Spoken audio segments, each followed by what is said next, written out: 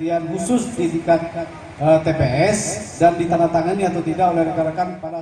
Rapat pleno rekapitulasi tingkat Kabupaten Ogan Ilir dilakukan di halaman kantor KPU Ogan Ilir yang dipimpin langsung oleh Ketua KPU Ogan Ilir Mas Suryati dan dihadiri masing-masing saksi pasangan calon, Bawaslu Kabupaten Ogan Ilir, Kapolres Ogan Ilir, dan seluruh PPK dan Bawaslu di 16 kecamatan di Kabupaten Ogan Ilir. Dalam rapat pleno rekapitulasi ini sendiri dilakukan pengamanan ketat oleh pihak keamanan, terdiri dari polisi, TNI, dan Satpol PP. Hal ini dilakukan guna mengantisipasi keamanan di sekitaran lokasi kantor KPU OI.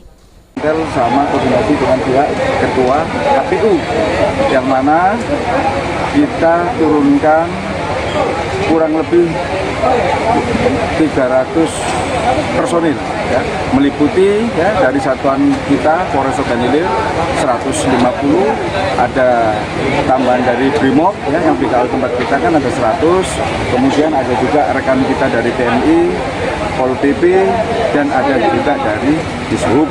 Tujuan kami alhamdulillah ya, untuk pelaksanaan pilkada di Kabupaten Ogan Ilir ini kan berjalan dengan sejuk. Hingga berita ini diturunkan, penghitungan suara rekapitulasi tingkat Kabupaten Ogan Ilir ini masih berlangsung dan diperkirakan akan selesai pada nanti malam. Ahmad Romawi, PAL TV.